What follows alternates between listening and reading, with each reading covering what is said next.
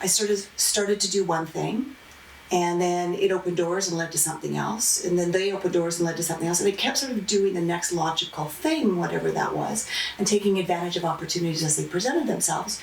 And it's only in looking back that I can see how those things are connected, how they are dots in this path. And I thought to myself, when I heard him say that years ago, wow, that's really resonates with me. Welcome to the Just Like podcast. It is our hope that the gritty, real, and uncensored insights we share with you here will help you get your shit together as you explore and discover what it takes to living your best life on your terms. We have with us Laura Wikant and Richard Bucher.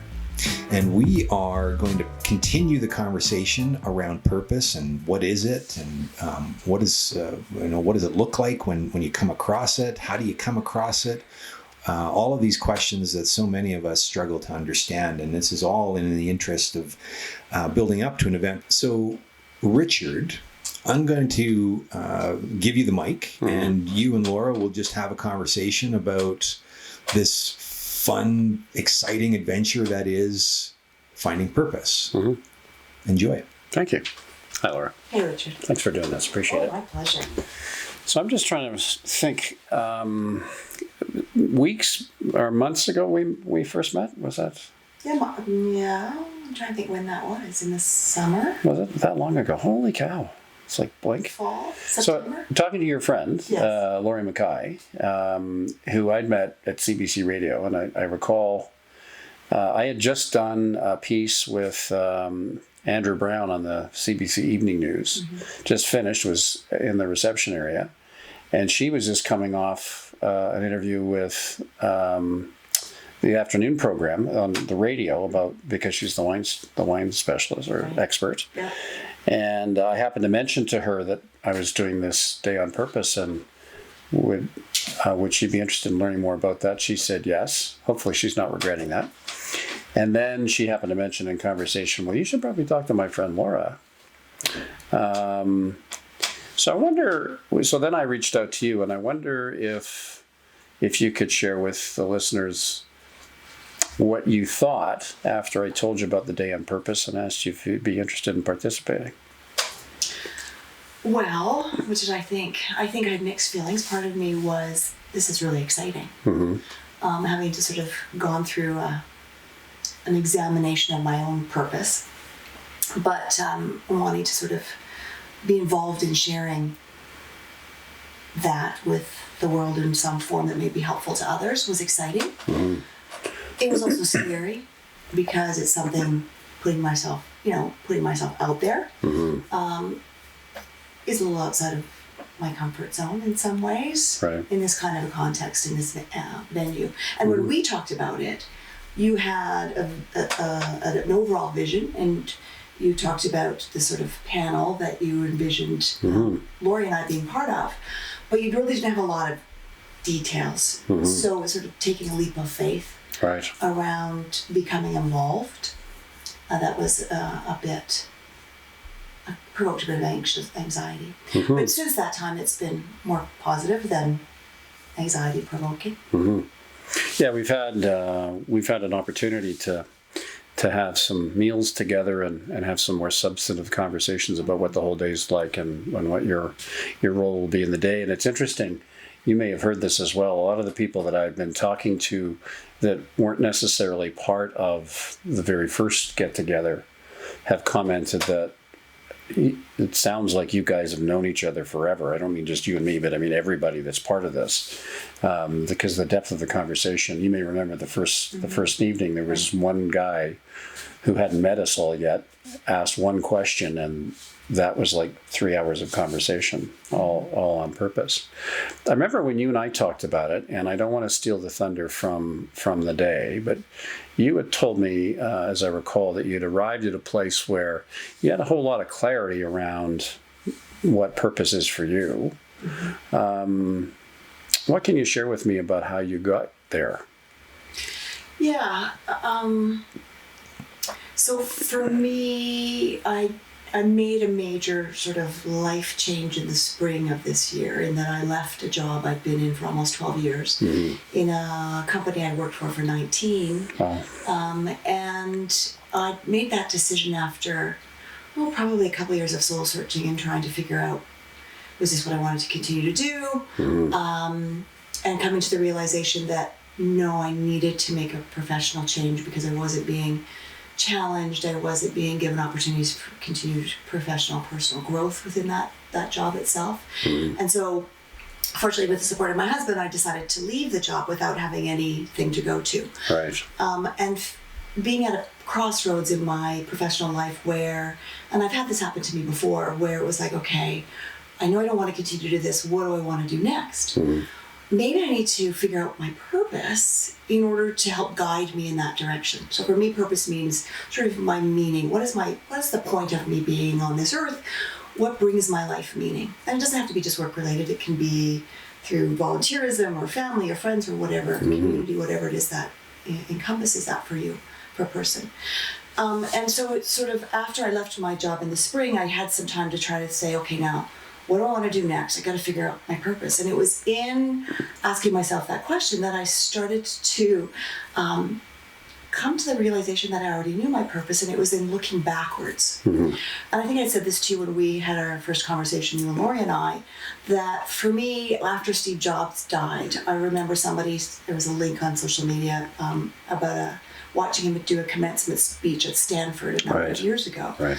And in the speech he said, and this really resonated for me, he said, I never had a goal to do what I'm doing, to build these products and to have this company. I never did. I started to do one thing, and then it opened doors and led to something else. And then they opened doors and led to something else. And I kept sort of doing the next logical thing, whatever that was, and taking advantage of opportunities as they presented themselves. And it's only in looking back that I can see how those things are connected, how they are dots in this path. And I thought to myself when I heard him say that years ago, wow, that's really resonates with me. So in the spring, I started to look back and go, okay, what are my dots? Like, what do I connect all of the jobs I've had, the volunteer work that I've done, what do I connect that to? And for me, it became clear that my purpose is to improve the lives of people and organizations. And in looking back, I was able to go, okay, yeah, so all these things I can see the jobs I've done have been toward that purpose. So now I know my purpose. Here I am, I'm unemployed and trying to figure out what next.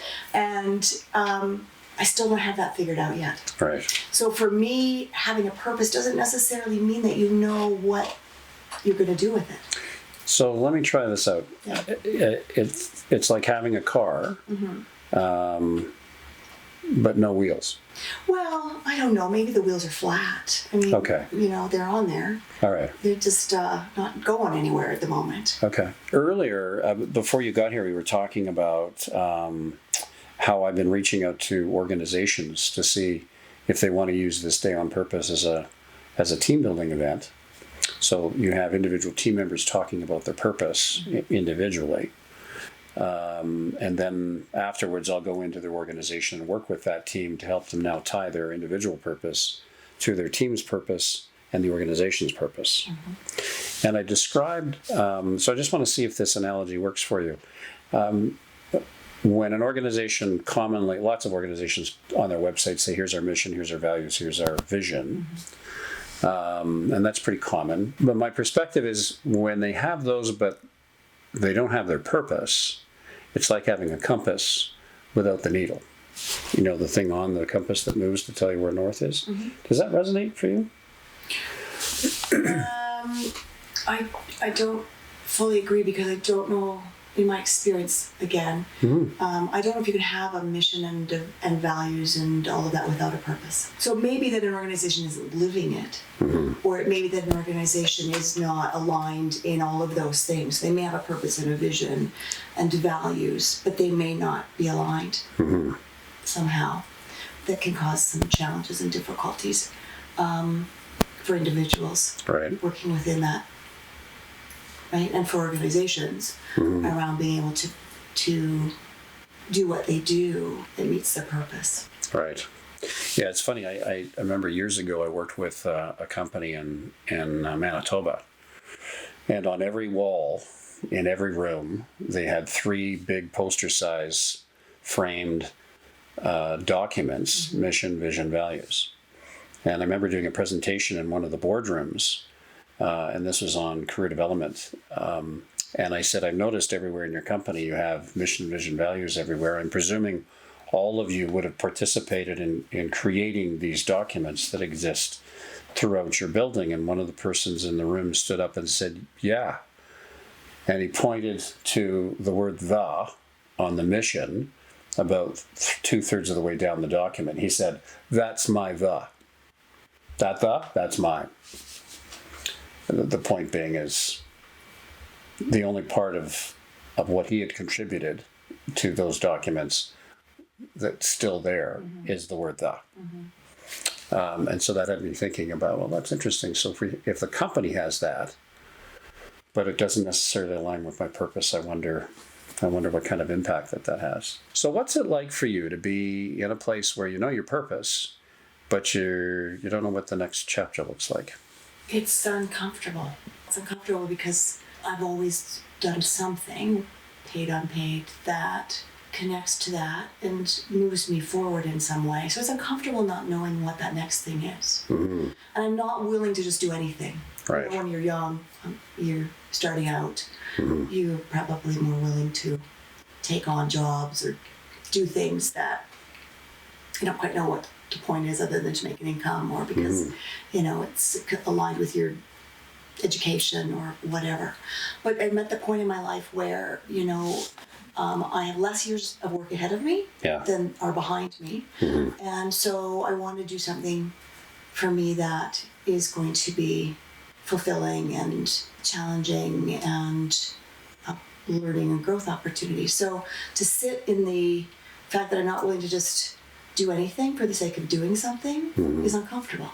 Yeah. To not be earning an income at this point in time, or much of an income. I'm doing a little bit of contract work. But, again, it's uncomfortable. Yeah. It's uncomfortable because one's sense of self is also tied to what you do to some extent. For sure. Right? For sure. In your job. So, but I'm really trying to step back and not rush it. And to honor the journey and the process. And to try to do things, say yes. For me, that's uncomfortable, right? To say yes to things like this. Yeah. Stay on purpose. Thank you again. That push me. Right. Because it's easier to say no and stay in one's lane, one's comfort zone. Yeah. And this ties to my purpose, right? To try to help improve the lives of people and organizations. So it's aligned with my purpose in being involved in this event. Yeah. But not having identified what I want to do next. Years ago, I'm working on a construction site in Jasper, and my good buddy, the guy that was the best man at my wedding, Rick, the plumber, had his head up in between two floor joists, and he's using a machine called a hole hog, which is sort of the Arnold Schwarzenegger of drills, boring holes through the joist to run plumbing. Unbeknownst to him, there was a nail poking through one of the joists with the pointy end inside facing his forehead in that opening. And then behind him was an electrical connection that was hot and not wired properly. So he's up there and he's using this tool, and it bucked against a knot in the wood. So his head went back, hit the hot wire, driving his head forward, hitting the nail, driving his head back, hitting the wire, driving and back and forth and back and forth. And he knocked himself out, fell on the floor. It sounded like your values were stopping you from taking the kind of work that you can get, that you could compete for work today, and you'd probably have no big challenge landing it. You'd probably land it relatively easy because it's close to what you were doing before, and it's maybe your brand even. But your values are saying, whoa, no. And then on the other side of that, you sort of pull back from applying for that work. And on the other side of it, you have this discomfort with being in between, not working, not generating an income. And so that's pushing you forward. So does the story resonate with you? Yeah, there's a push-pull for sure. For me, it's about more than just a job. Well, we're going to get into this a bit on the day, but I think I'll risk the question. How are you going to get there? I'm hoping divine intervention will Okay. intervene. No, Okay. how am I going to get there? By saying yes, by exploring things that I've not explored before, opening communication and educating parents and their young adult children around improving relationships and communication. I'm trying to live really, it's hard, trying to live in the moment, trying to be open, trying to take advantage of learning opportunities, trying to weigh, the pros and cons, trying to sort of balance out the head and the heart, right? Yeah. That intuition and the logic. Well put. It's hard because I'm usually a logical person. Yeah, interesting. Yeah. So how does the heart find space in that I conversation? think I'm just allowing it to, trying to. Oh. I'm at, wisdom, with age comes wisdom. Yes. And That's so I'm all. trying You hope to- anyway. Yes. I'm trying to use some of that, perhaps, wisdom to, yeah. So I'm not willing to settle at this point. Now, ask me in another year or two, or if things haven't moved and progressed, I may be singing a different tune. But Well, who knows what's going to happen now that you've put it out there and people are hearing that. This was a really great conversation. There was so many times where I'm like, oh, I got something to say, but I didn't want to disrupt the flow. And so, Laura, you say some really pleasant things that are so simple, and actually simple in its idea and simple in its execution. That there is just this willingness and this understanding, first and foremost, that the only constant is change, and that despite the feeling of how chaotic it can be, most of us don't realize that at any point in our day-to-day lives, the sheer amount of chaos that's around us all the time, it never changes.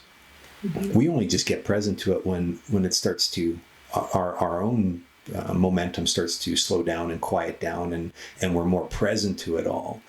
And so when you say, get back to me in a year, because whatever might have happened, yeah, that's pretty much guaranteed.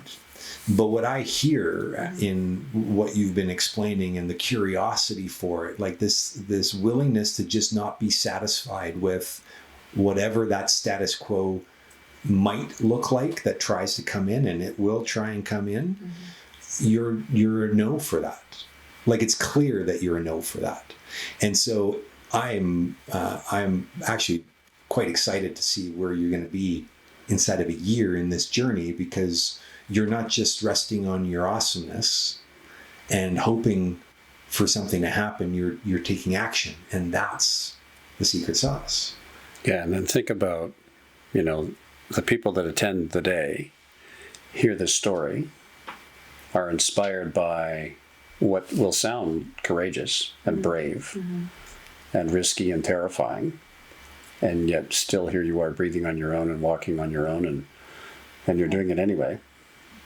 That's pretty cool. Yeah. That's why this conversation is so important. Yes, hands down. And it is so relatable, because you are the story that we all carry around, which is the irony in it all, is that we actually have everything that we need. We just need a little bit of context to remind us along the way that we are taking the right steps. And that's the big opportunity for this event is to get that recalibration. And much to your point about the compass, it's great if you've got a compass, but if you got no needle on it, it ain't doing you much good. Yeah. And so maybe it's time to just get a new compass with a needle. But for me, I think the other piece of this that I want to somehow convey to people on the day is people may already know their purpose without knowing it. Definitely. Right? And so it's like this, I think we have this misdirection around thinking that, oh my God, like I have to, it's like, how do I put it? It's like that idea that you have to have a goal, right? That somehow there's this world, you have to have a passion that drives what you do. You have to figure out what your passion is in order to do work that is meaningful to you, in order to figure out what you're going to do and what degree you're going to pursue or what education you're going to pursue, if not, or blah, blah, blah, job-wise.